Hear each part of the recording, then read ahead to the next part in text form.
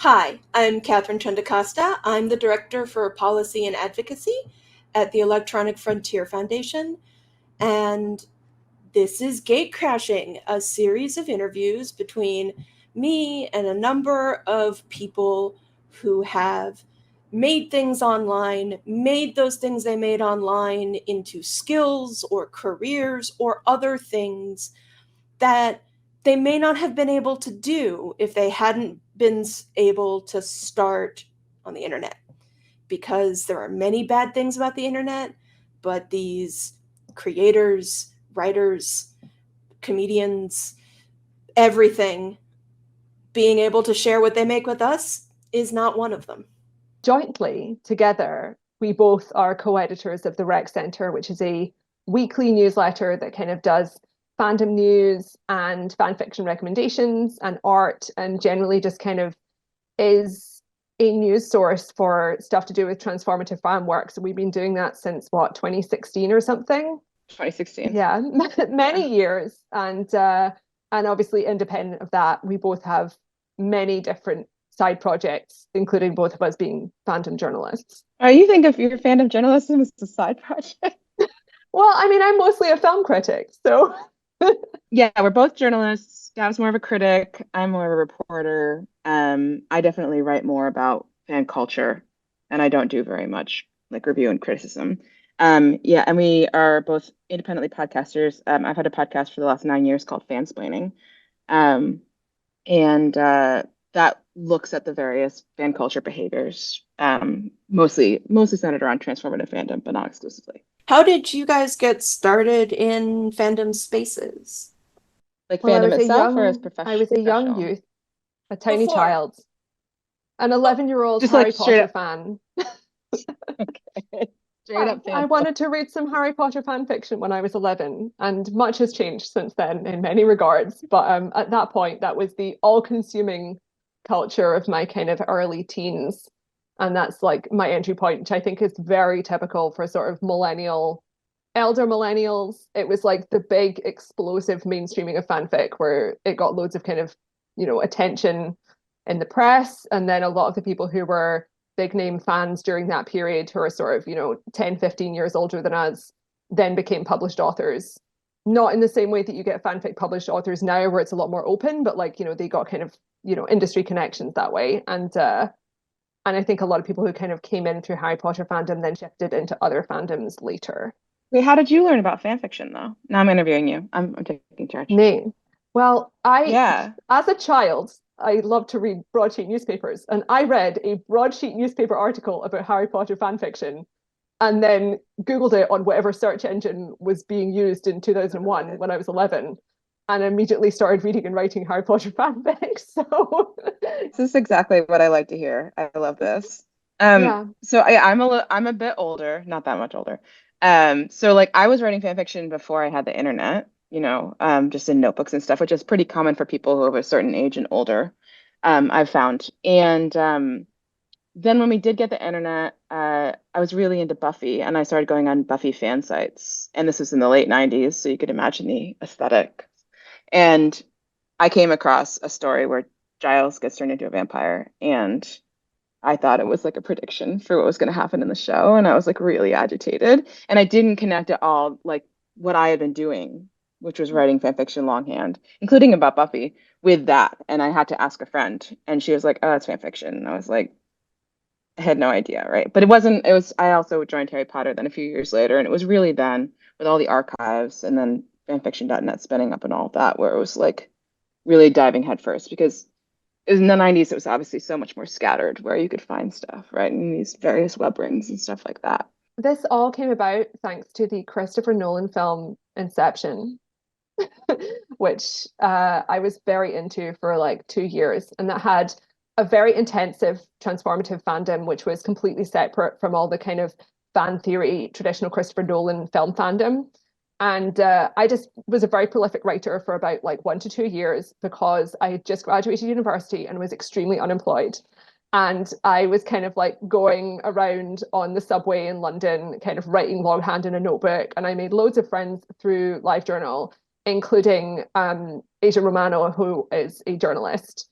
And at that point, they were a staff writer at the Daily Dot and was just like, you should interview for a job here because you're literate. Like, I mean, I was blogging in an amateur sense on LiveJournal, and I had a costume design blog, um, which I guess counted as enough evidence that I was able to string an article together. So they kind of hired me part-time, and I eventually wound up being like a full-time staffer at the Daily Dot for like 8 years.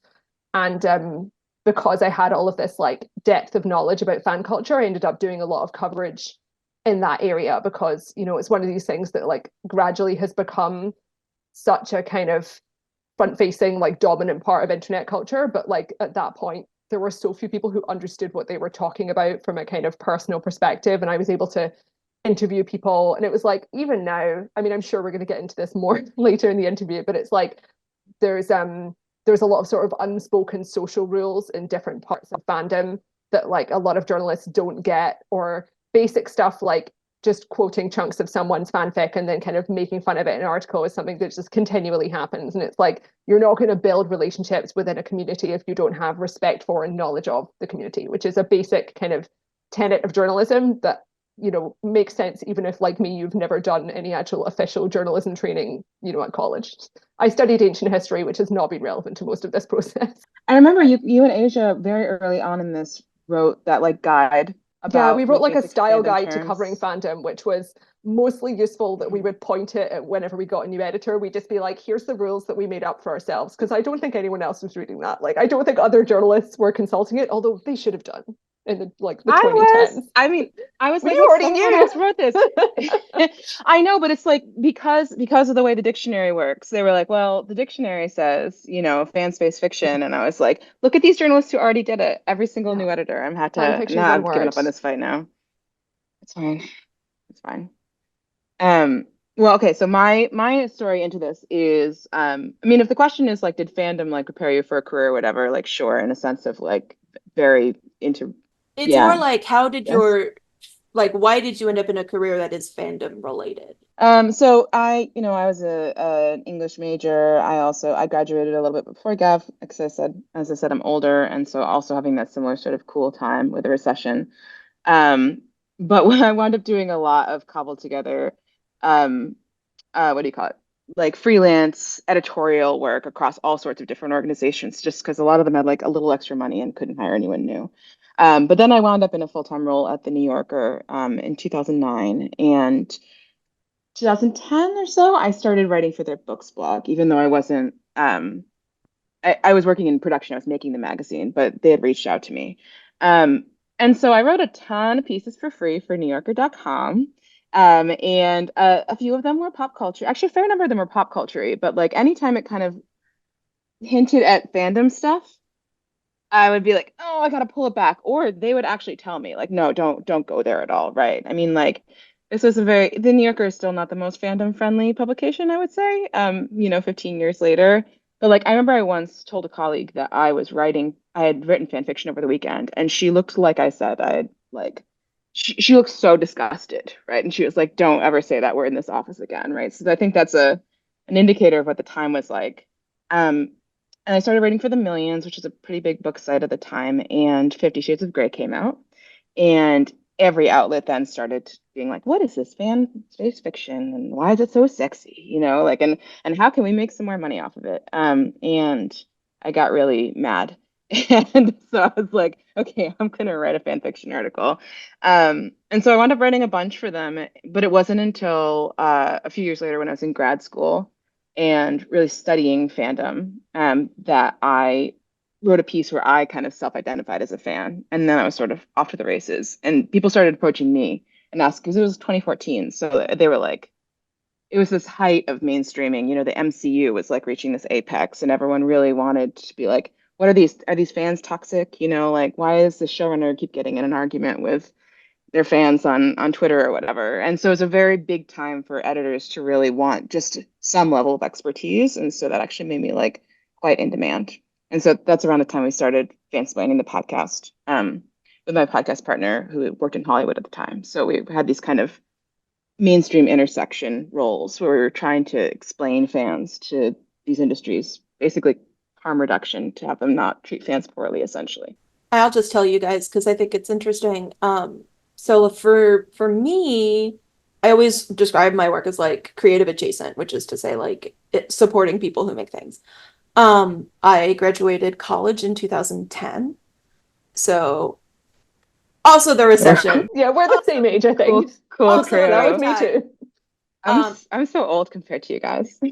so I was also trying to, 2007. yeah, so I was also cobbling together some freelance work and stuff. But after a year, because both my parents are lawyers, after a year of that, I just went, fuck it, I'll go to law school, I'll study because I'd now been online so long. I'm like, I'll study copyright so that I can help the people whose work I like stay online so that because of the way so that I know how the law works. That's so interesting that you identified even as a fan the copyright elements because it's funny to me because my podcast partner, well, we just wrapped up my podcast partner leaving the podcast, Flourish Clink, but like they were sent a cease and desist by Warner Brothers when they were 12, right? Like they had started they started one of the biggest Harry Potter sites on the internet and they got a cease and desist uh, 4 different Harry Potter site they had started. And so that really, like, they were like, copyright's the only thing that matters with fandom. And early on in the podcast, I was like, who cares about, like, I never think about that stuff. I literally have never thought about it. I've been in fandom for almost 20 years at this point. And over the course of the podcast, I'm now like, copyright's the only thing that matters, right? Because I always ask this question because I am always curious just what people think in this space. Like, what is your understanding about fan works and the law, like the legal status of fan works? But I'll go first because I'll have the more basic answer and Elizabeth will be more well informed. Yeah, I mean, on the whole, it's a non-profit venture where you shouldn't be trying to make money off something that's, the copyright is owned by someone else. In terms of like that's the reason why people are posting stuff for free on fanfiction archives. And like Elizabeth was saying, when people are then attempting to make money by selling fan fiction, you're ending in a pretty dubious legal zone. There's a lot more people publishing fan art and making money off it, which like is considered to be way more of a gray area because there's this history of kind of people selling comic book art that like technically is of Marvel and DC characters or like manga characters that are owned by publishers. They've been sold at conventions for decades without really being penalized, but it's still kind of in the same zone. And obviously there's like, free use, which we have discussed. Well, I mean, there's no legal difference between fan art. And that this is something that's bothered me for a really long time, right? So there's It's all vibes. yeah, it's literally vibes. The difference, the double standards between selling fan fiction and selling fan art, right? And like fan artists are getting takedowns all the time, right? There's like they share, they share resources, like they have lists, and they're like, don't touch this fandom because they're going to come after you, right? Like the rights holder will come after you. But like it's also there's this weird thing that's happened, and I am really into the gift economy element, right? Like, and you can't see it from here, but I'm looking at some fan art of Captain Flint from Black Sails. My mother bought it for me for Christmas. I didn't buy that one, but like, I've bought fan art for sure. I've never paid for fan fiction. The double standard has bothered me, over the 10 years that we've been working on these projects. I've been doing the podcast and we're doing the newsletter. Anytime there's a hint of money within the fan fiction space, people lose their minds, right? And that's not to undercut the gift economy element, but it is very weird that so many fan artists are so transactional, and a lot of them aren't really in the fandom, but they're like, "I'll do it for you." Like I see, there's a lot of people. It really works with the life cycle thing, right? It's like, oh, I see for this month, everyone's really into Interview the Vampire. I'm here with commissions, like, Yeah, and which is people great. people Like, gotta eat, like. yeah, and I don't blame them for that. And it's like, but they're not there for an affective reason, right? Like affect with an A. Like they don't love Interview with the Vampire the way that you might if you're just toiling away for no money just because you love it, right? So that double standard is weird to me. But my knowledge of fan works in the law is, I think, pretty extensive at this point. Like I said early on in the podcast, I truly didn't care, and I was like, I don't understand now. And like then now within the last year, I've actually thought about going to law school for copyright law. So, which I don't think is gonna no. You know what? I've said this to a bunch of copyright lawyers because I have to talk to them all the time for my reporting, and multiple people have said, "I will teach you everything you need to know. Don't do it." And it's like, okay, great. So you're saying get like a free education. The reason they're My telling dad me always said, don't go to law school. Yeah, go ahead. Yeah. My dad said that to me the day before I started law school, which was interesting. I can't believe Yeah. we've not touched on sort of queer representation and shipping and like all the discourse around corporations like monetizing stuff that fandom have been complaining about to do with Oh, there is. representation, which is like a huge There's part of that too. our entire experience. They're only I've said this in multiple ways, like they're only ever going to give the nod to the things that they think will get them just enough plaudits and not enough criticism, right? Like Sure. that's Well, it's a they're gonna reach. conservative industry, Yeah, it's a conservative industry, and right? like Fundamentally. Yeah. um Like small c conservative, not yeah like Republican. yeah But Yeah. but I mean, like to go yeah, for back to the sure. MCU, it's like the glass cliff situation where it's like 5 seconds after they begrudgingly started diversifying the cast and creative teams of the Marvel franchise was the point where people were starting to lose interest and the quality of the films was going down for independent technical reasons that had nothing to do with who was on screen. And it's like, great, that's really sabotaged everyone Do you know involved. what the Russo brothers said? That wasn't it at all. It's actually because those kids these days have such short attention spans. If there's um anyone I trust to understand how both fandom and filmmaking works, it's the Russo brothers. I'm going to bring this back in a way because it's a good segue into something else that our lawyers asked us to do, which is, so Gab, your understanding is interesting and incorrect. To be fair, might be correct for where you live. Because this is a very American view, but it is the DMCA is an American law, fair use is American, and most of these corporations are American. So fair use, which is okay, copyright, and it goes back to why long copyright terms are dumb and bad because it doesn't work correctly. Copyright is in the U.S. Constitution. It says that Congress, in order to support the advancement of science and the useful arts, can create a monopoly right for a set fixed period of time. The idea being that by giving people an exclusive control over something for a set period of time, then they can make money off of it, so they'll keep making things. That is the core reason behind copyright. It's the ability to sell copies of the thing you made, or sell the rights to the thing you made in that fixed period of time. Because this country has the First Amendment, when you give a monopoly right in a form of expression, you are by your very nature restraining other people's expression. Because using bits of culture is how people communicate through time. That's how words happen. So we have fair use. Fair use has 4 factors traditionally. The first is the purpose and character of the use. That's the transformative nature. Like if you're using it for the example is criticism and commentary, right? Like obviously if you are criticizing or commenting upon something, then using parts of it makes sense. The nature of the copyrighted work is the second one. The third is like the amount and substantiality. That's also, people make a lot of this, right? People really think there's like some amount that's okay. That's not it.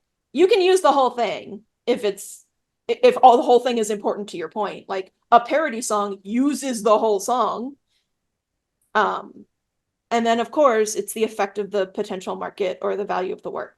Saying something is bad and people shouldn't buy it is not that. And selling it is not that either. You can sell things. It is whether there was a market that you like. The reason fan works are a little bit, the reason written is a little bit harder is because like it's a story with a plot, and that is much closer to what the original thing was.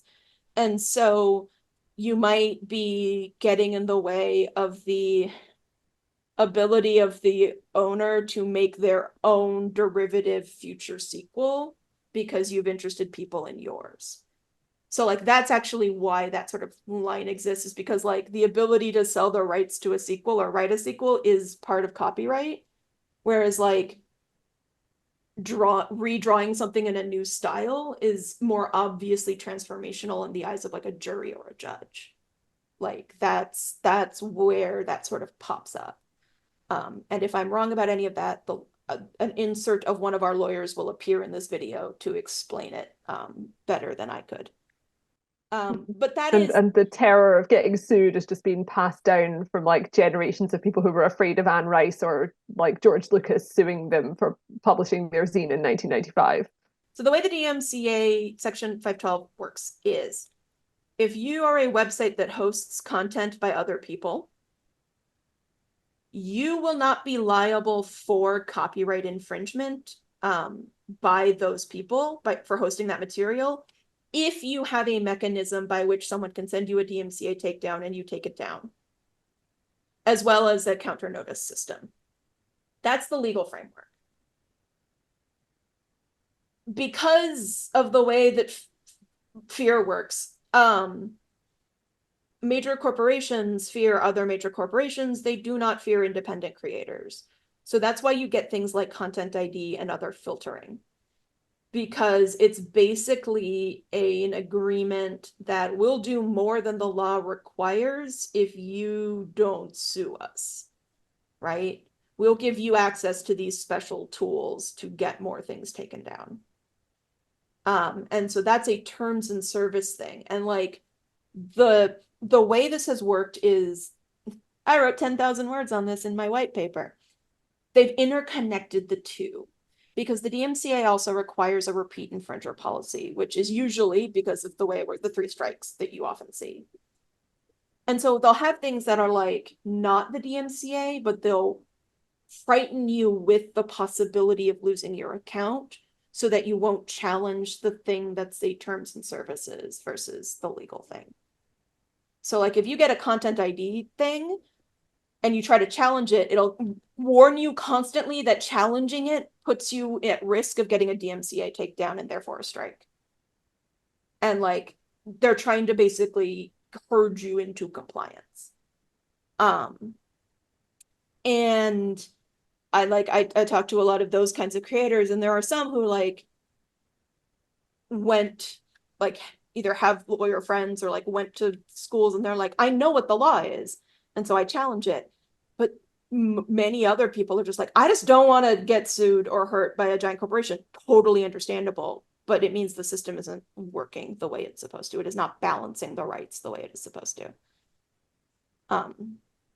As I said, like every time I hear someone say like, we can't play this clip of this thing that we're about to talk about because of copyright, I'm like, that's criticism and commentary is the example of fair use. Specifically that transformational can get, that's much more vibes, but like criticism and commentary truly should not be, you should not be as confused about it as I think people are.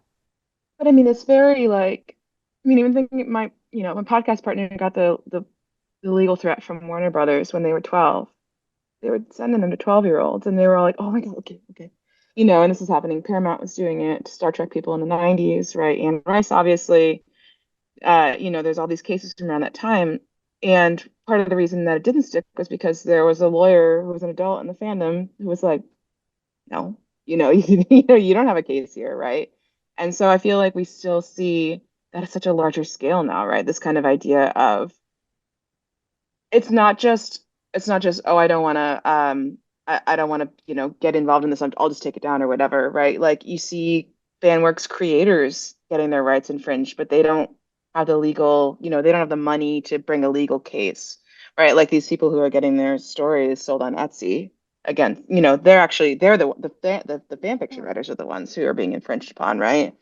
But they don't have the money, they don't have the means that, Warner Brothers or Disney might to issue a takedown, you know. So I don't know. I feel like this is always as long as fans have been seen, this has been an issue. But I obviously I agree that it's like gotten way worse, and it's like also normies too, right? Like anyone who's like a song playing in the background of their YouTube video by accident, right? There are people who can help you if you run into these problems. You can email info@eff.org.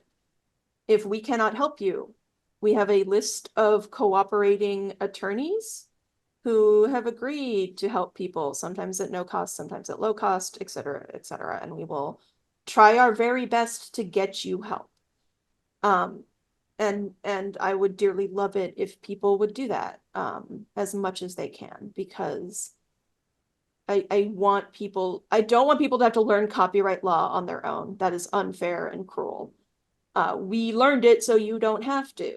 And there are people who think this is important and really do want to help. And it's like a it's a thing. It's like it's why I ended up in this field. It's like I kept seeing things I liked taken down, or like my favorite thing is like disclaimers. It's like, no profit, I don't own this, that intended. I'm like, that's folk magic, basically, is what's happened here. Like that's It was a special time, though. you are saying a spell that you hope will keep the lawyer away.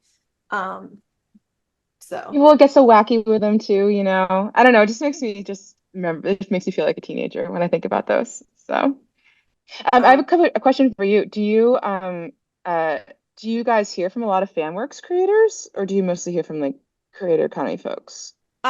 we hear way more from creator economy folks, but I tend to think that's partially because if a lot of creators will often ask OTW for help That's first. what exactly what I was wondering. But it's like Yeah, that tracks. I feel like yeah, and I know most of the OTW legal committee, and I mean maybe I shouldn't say this on the record, but like, you know, they should fans should be talking to the EFF too, I feel like, you know, like it's another We're also set an of organization. people, We're also an you organization know. for which we are paid full time to do this. That is different from Yes. OTW. Like Yes. that is also why you should contact us. Like that there are a lot of things that OTW also can't do because of the form in which they were created, like the kind of nonprofit they are, right? Like it's all weird Right. legal stuff, but like I am paid full time to pay attention to this stuff. This is not, I'm not volunteering as a fan. Like we Yeah. do this full time. And so it is a thing we are much more able to do, I think, because of that. Like we are not also law professors or other things that we have that are like we have to do. This is our full-time job. Um, so I always say it. And so there's another question, because I always too want to serve this community better. Like what resources or things do you wish existed or wished orgs like ours could give people in this space as people who look at it? For fans in particular. Yeah, for fandom in particular. My biggest issue with fandom and this stuff is I think there's so much misinformation, and a lot of folk magic, um, that I think tends to leave fandom more disempowered.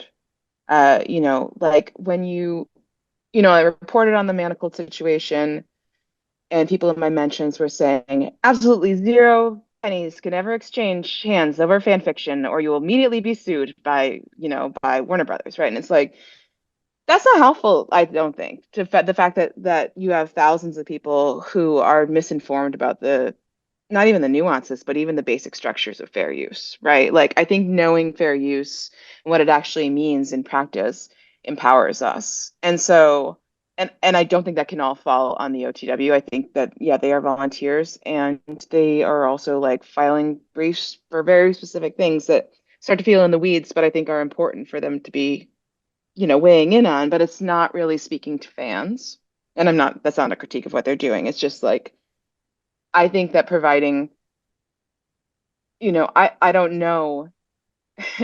It's very hard in fandom to share accurate information because of You Tumblr need a posts can got have a milk ton of notes. campaign, you know. Yeah, maybe if you get a bunch of celebrities, got fair use. But you know, like I feel like, you know, so many copyright lawyers that I follow, and they talk about like the Warhol case or whatever, and they're just so in the weeds because they're talking to each other. And obviously you're not gonna sit there and, you know, there's no middle ground, right? You know, and like fans are touching copyright a lot more closely than a lot of, you know, non-fans, right? Mhm. But don't really understand what they're doing.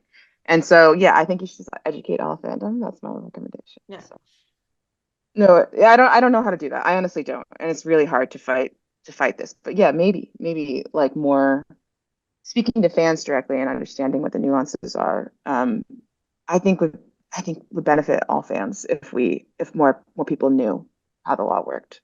to return sort of back to your sort of your journeys, when you were doing like sort of that work and like free full-time jobs or like freelancing, were you still doing these side stuff? Like you mentioned you started fansplaining in that 2014 15. ish, 15, and you kept Yeah. doing it while doing other things. Yeah, so fansplaining it's now in a we actually just had the last episode with Flourish came out yesterday. So it's I don't know when this interview is going to come out, but it's a little funny timing. But yeah, we did that for 9 years, 200 and something episodes. And yeah, just kind of a steady thing in the background. And fansplaining is actually fansplaining and the rec center together in similar ways, actually, I think. And I don't know how Gabby you feel about this about the newsletter, but like these projects are one of the main reasons that I can report on fandom in the way that I like they force you to pay attention, right? Like if it was just me just doing fandom, I'd be in the corner writing X-Men fan fiction and maybe something would pass my dash. But because I'm not paying attention to fandoms I truly don't care about, but something is interesting is happening in them.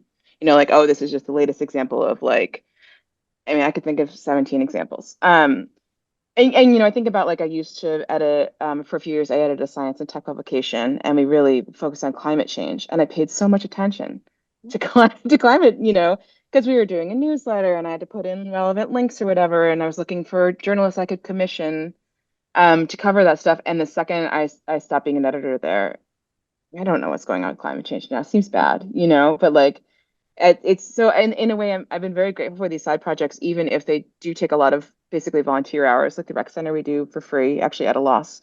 Gav, I owe you money for our hosting Yeah. costs. Periodically we have to pay for our hosting platform, but yeah, it's free for the readers.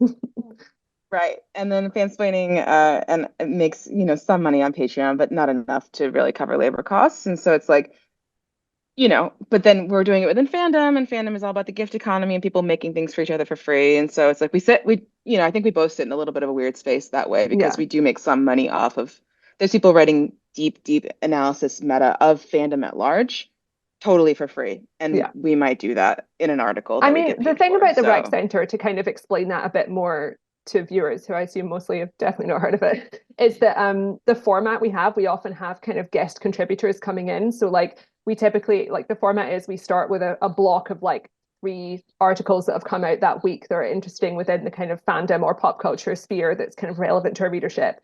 And then we have, you know, a bunch of interesting posts from Tumblr that are sort of fandom in jokes or interesting commentary and stuff like that. We've got some cute art and like social media posts and stuff, but we also have themed recommendations lists of fanfic.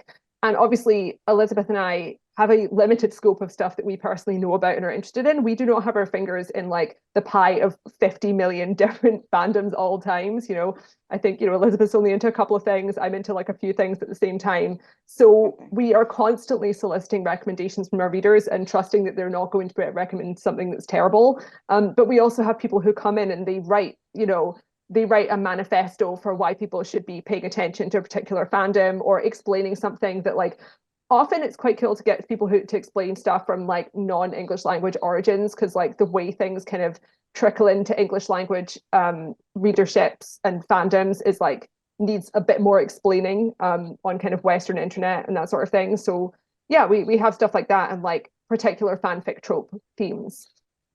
So we do also have unpaid people working for us in our unpaid newsletter. Right. So it's like we don't want to get in the weeds with anyone's fandom, but if it is indicative of a broader, at least my stance as a journalist and a podcaster, if it's indicative of broader trend, Yeah. then it's worth kind of using it as a lens. So I think it's really interesting because I think the longer you're in these spaces, the more you can see a cycle kicking off. And that's true for a yes. lot of things. Um, I often joke like in the same way that like porn determines what form of like technology succeeds versus, you know, like VHS versus Betamax, Blu-ray versus DVD, sorry, versus HD, like fandom predetermines internet trends because a lot of those fans Mm. places get there first. And like the one that I always think of is like people faking their death. Like we or faking who they are for clout. Yeah. Like that's been happening in more mainstream spaces. And I was like, this was happening 15, 20 years ago in the fandom spaces. And you are very behind on the ability to spot like a sock puppet. Like you're like normal people are just sort of behind that curve. Well, it's like fandom people in the 90s and the early 2000s were like the extremely online. They were literally extremely online, right? You know, and so it's like there was a reason why. It I took wonder real what all this is effort to going to be look that like. online.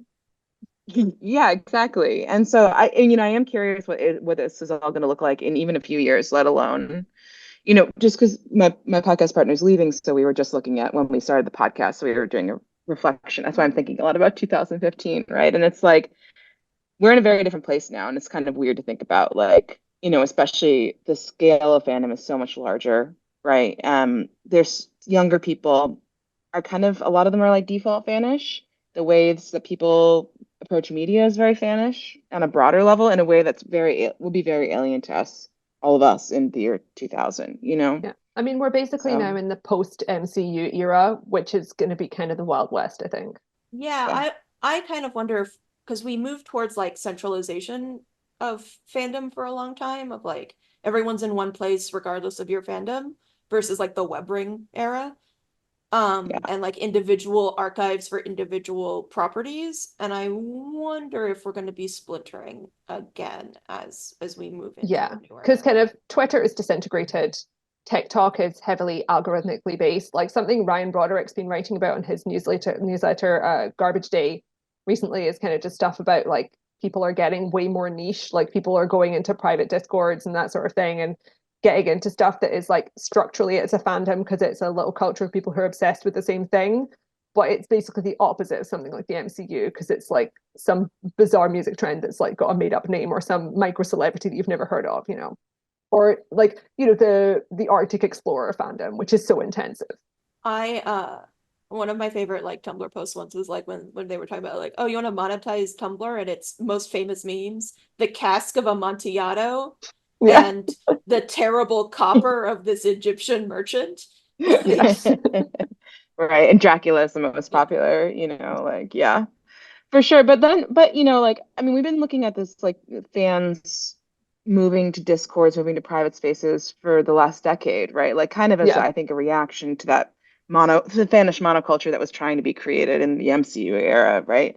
Um, but you still have fan works being posted. There's always, I mean, the OTW, the AO3. I don't know if we're how much we're going to talk about the OTW and the AO3, but like as you know, people critique the AO3 for various reasons. They're mad at it, right? As a platform, right? And the AO3 never intended to be the only fan. It's not the only fan fiction website, but never intended to have the scale that it did, right? And to be like this default space for so many people.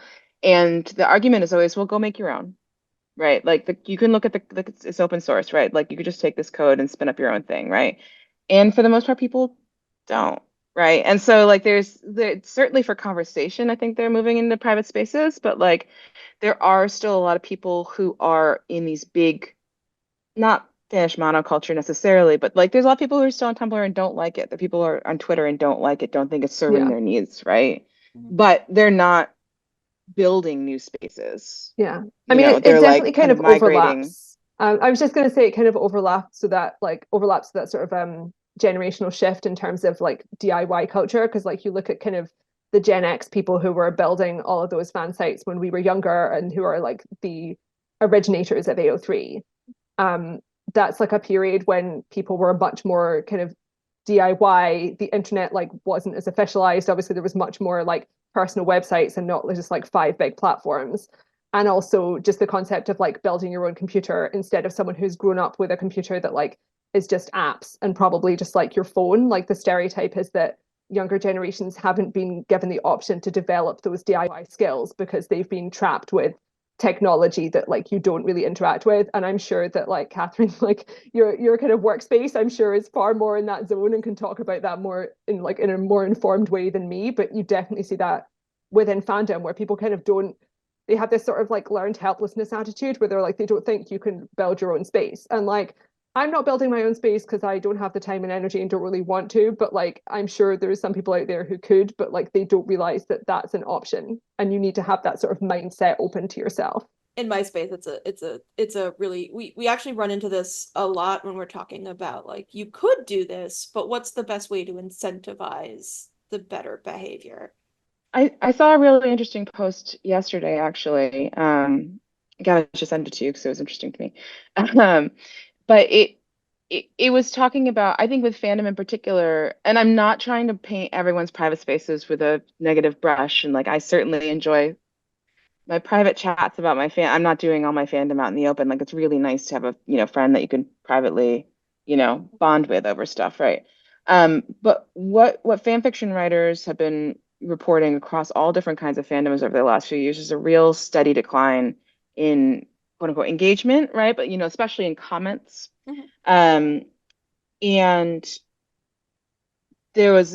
there was a post recently that was going around where people were talking about they were creating a private fan fiction reading server, right? Mhm. So they could like make a fandom book club. And so all these writers were just like, could you also leave a comment and say you like my story, right? Because fan fiction is unique in the sense of like historically a lot of readers are also writers, right? It's not like a traditional author-reader relationship.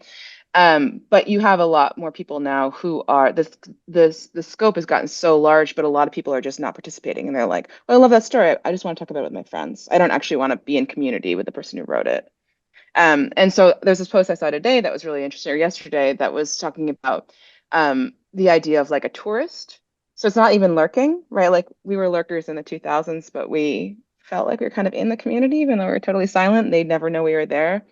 But you're seeing more and more people kind of passing through, consuming the fan works, and then not engaging with the fandom at all, but making TikToks so they can go viral for that, or like talking about it privately, right?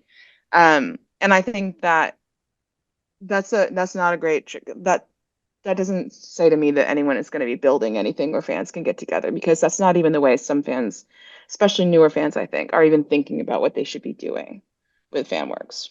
I wonder how much of that too is this weird, to move on to another part of my outline. Like, is this Okay. way in which the way in which fandom and mainstream culture have like slammed together, where like people also now have much more access to the showrunner of the show they like, and like they go and talk to them, and then I wonder how much of it is like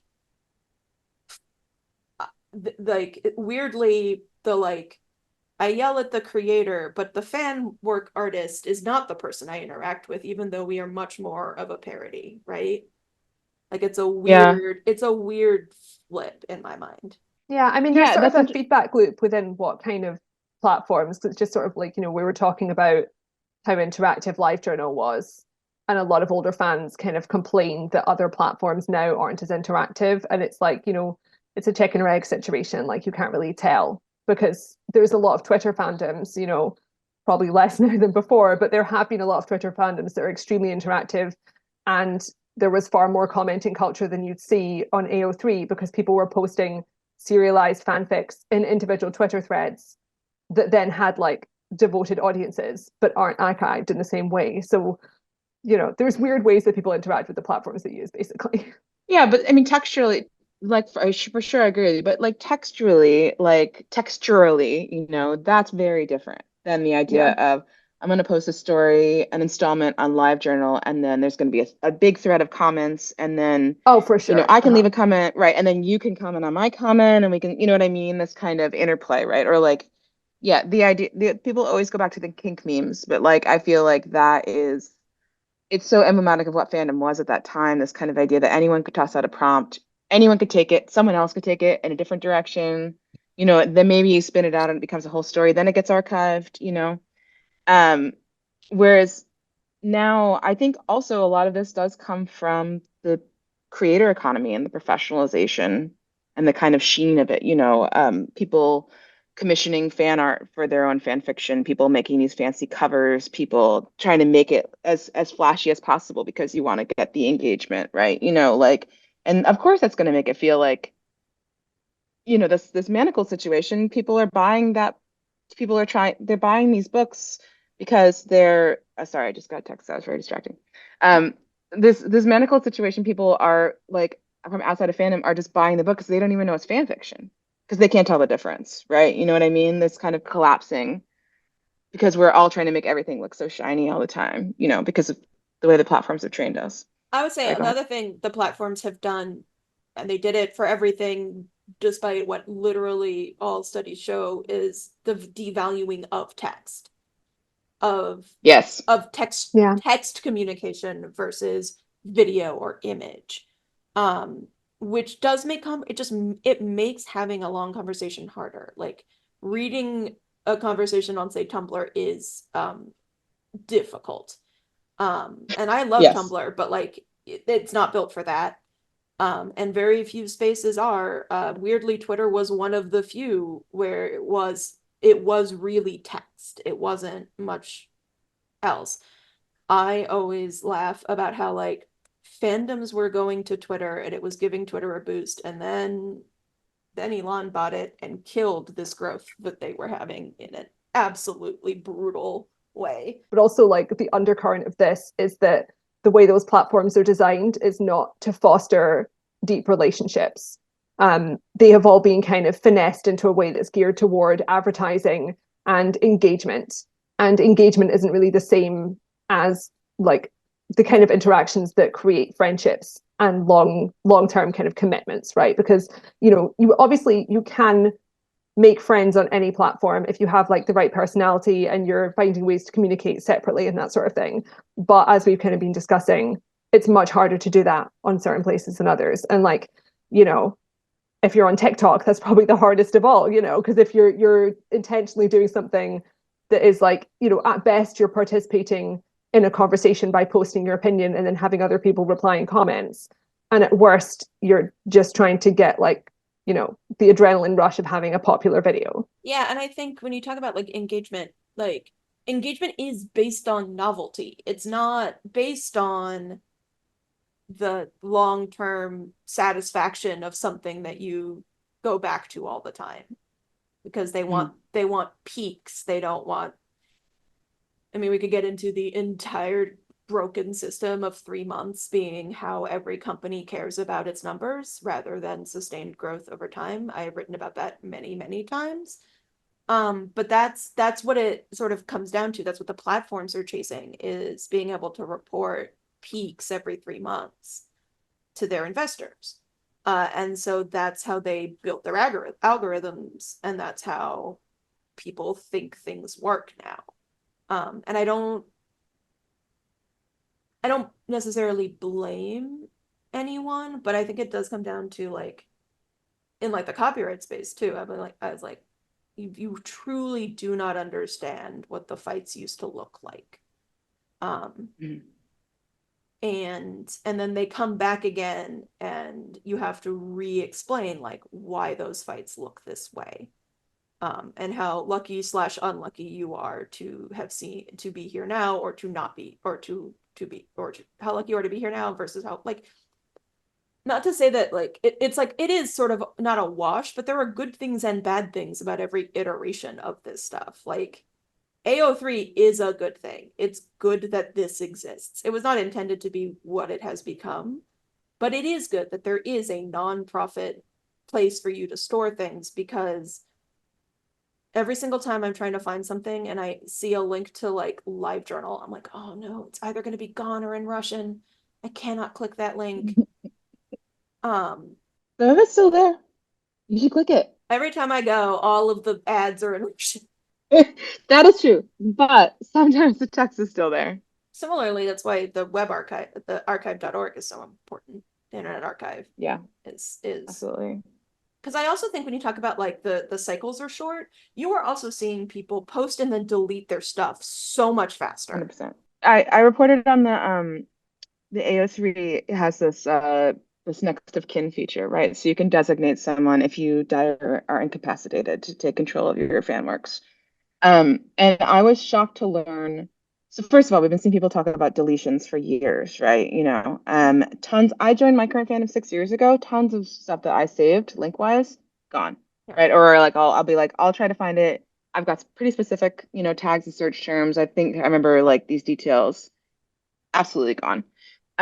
But I was shocked to find when I was reporting on the next of kin feature, because I wanted to fold in reference to orphaning, is where you can keep it up, but like divorce it. Trying to say that the point of the archive is it's really about the fan works, right? It's not your profile. Like I was looking at like Facebook's policies or whatever, and it's very much about the individual's profile, right? And what you do with that. It's not about the content they created. But it was wild to find out how many fics are orphan account, right? It was like a million stories or something. It was like a wild amount of the like some massive percentage, right? And I mean that's like a testament then to the future, I think, because those stories still exist. One of my favorite stories in my current fandom was orphaned before I joined the fandom, like Morgan's probably read that Morgan, yeah, sorry. Gab's probably read that one too. Um uh but like there's no record of the ones that were deleted beyond our past Yeah. our past memories and our old links, right? Our old rec lists. Yeah, and I think like I really love orphaning as a feature because it allows people to like if they to preserve access but not have it associated with them anymore, which is a Yeah. perfectly valid choice. Nothing could be more relatable than being embarrassed by an old fanfic. Like, you gotta I don't know what orphan to it. tell you. See, this is the beauty of being a lurker until you're in your 30s, is that I'm not embarrassed by any of my fics. I've got all But my I write little them all anonymous as a accounts. full adult. Well, I also think like it's or embarrassed or like let's say you're never going to finish it and you don't want people it makes you sad every time someone asks you about it. You can also Sure. orphan it. Like there are but like it preserves that for other people and I think that is valuable. Like the joke is that nothing is ever gone on the internet, but that is not what we're actually finding, right? We're finding a lot of lost media because it's actually harder to store a copy of something non-physically or like it's not it like it there are a lot of ephemeral works that have disappeared or been memory holed, especially if corporations decide a tax write-off is better than preserving access to it. I mean, it is one thing that I always appreciate about Tumblr is, I mean, and some people probably don't appreciate it because, when you reblog something, when I reblog something of yours, it's now on my blog. I've republished it essentially. You can delete the original post and disavow it, but it will still be on mine, right? And so like I'm in a fandom that really was at its height in 2011. And so, a lot of the artists, I'll look for fan art, and a lot of them have long since deleted their accounts or changed their username, and so it's like a lot of dead links. But it's very easy to find the art because hundreds, if not thousands, of people have reblogged it over the years. You can just find it on someone else's, which is not a deliberate archiving practice like the AO3's or orphaning feature, but it is an interesting kind of. I don't know of any other platform that has similar functionality. Like if you disavow your fan art on Twitter and delete it, my retweet of yours gets deleted as well. Yeah. But it is interesting to me, and thinking about the design choices of the AO3, and I was just talking this recently on the podcast, but like in the 2000s, there was from my ship, there was a live journal where you could say like, hey, does anyone know of any stories where like, Sirius does X and Remus does Y. Yeah. And people would like be like, here's one. And you'd be like, oh my God. And then it had tags, right? So it's basically like a little bit, it created this kind of metadata taxonomy. And so it was like and the idea that I could read two stories about the same thing was wild to me. And now on the O3, you can read 200 stories about the same thing. It's very easy to click, right? And so like that seemed revolutionary. But the corollary is now, this kind of idea of like whether the form defines function or whatever, right? Like you have people writing to specific tropes. You have people choosing whether they're going to read stories based on stats because the AO3 chose to make those public facing, right? There's a popular post right now. This part wasn't popular, but there's a lot of anger about it saying, what's your A usual widely kudos to shared hits post. ratio? Yes, that's right. What's your usual kudos to hits ratio? Like mine's 1 to 10 or whatever. And it's like, and people were like, Oh. oh my God. Um, and then you also I'm seeing this, and I've heard from other people who are in not as old fandoms that like regularly I'm seeing people be like, I really wish someone would write a story about our ship where they do X. And it's like, first of all, that's easily searchable, that exists. But because they're so used to algorithmic recommendation, Like if it's not directly served. And I don't want to, like I was saying earlier, I don't want to blame this on younger people. I think this is people of all ages are being trained into this, right? And if you don't already have the tools to seek out stuff on your own because you came up in a different era of the internet, but like if you're new to fan fiction, you could be any age right now. And I don't even know if you would know how to search because Yeah. you're so And used to like being we all served like there's so content. much kind of chat about TikTok as like a shorthand for young people. Like we all know that TikTok is full of 30-year-olds. Like Yeah. TikTok is not like the teen I hear the platform. teens don't think it's cool anymore because No. there's too many 30-year-olds on it. That's the Yeah, word and on I the can see street. why. I've seen TikToks. Like, God.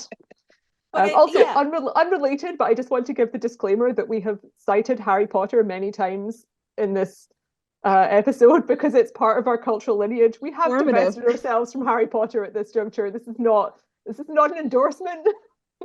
It's just Yeah, keeps being it's there, but yeah, it's the ocean that we were swimming in 10 years ago.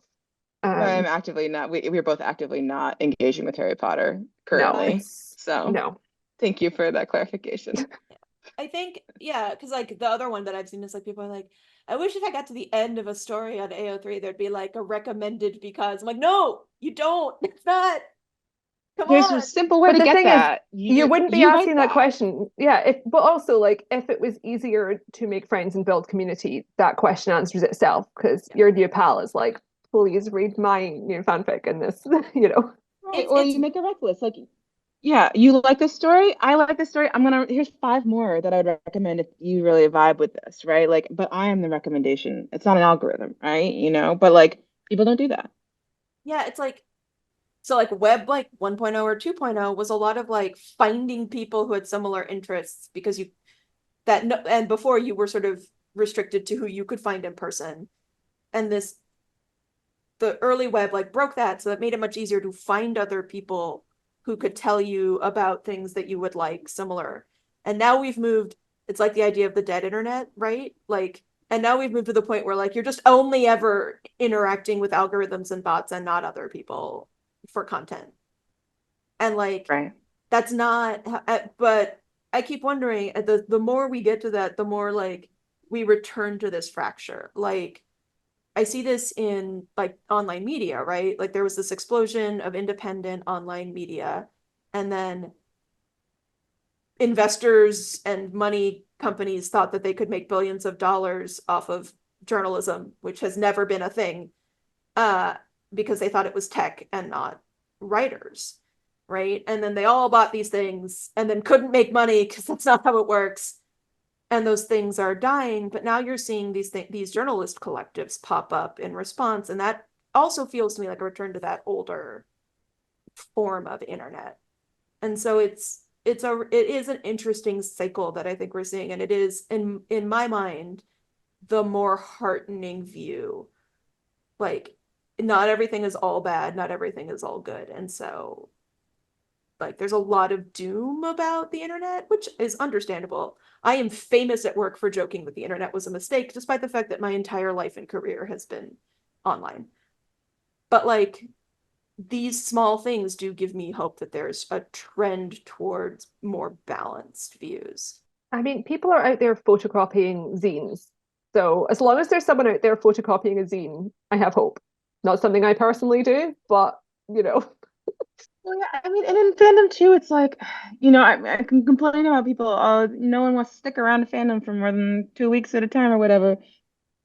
When they're into it, they're so into it, right? Like that fandom's never, that's not going to change, right? Like people are falling for something at this exact moment, right? I mean, And people are fans on are year so, 3 of Dracula Daily.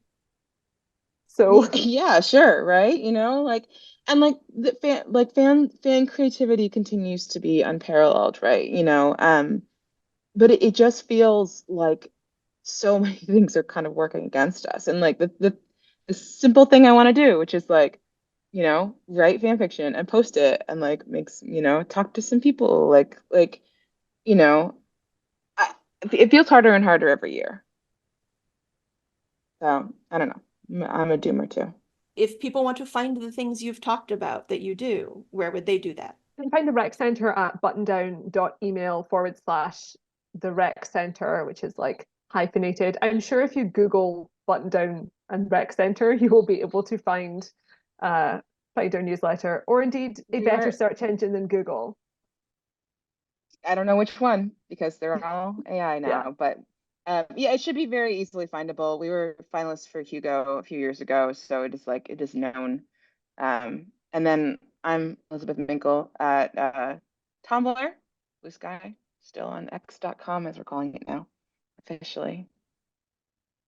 So, and then fansplaining is fansplaining.com, which Yeah. is still around. And my wonderful movie review podcast is Overinvested Podcast. If you want to hear that stuff, some fandom adjacent kind of film and TV criticism.